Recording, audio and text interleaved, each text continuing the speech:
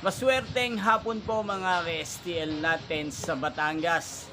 Narito na po ang mga numerong nanalo sa STL Batangas ngayong hapong ito, August 22, 2026, 4:30 PM. Kaya kunin nyo na po ang inyong mga ticket. Narito na po ang resulta para po sa STL Batangas. Second draw result, August 22, 2026. Ang mga numerong nanalo: 35 at 5 in exact order.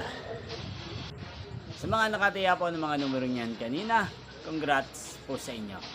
Yan, ano nga bang magandang numero ngayong araw na to sa STL Batangas?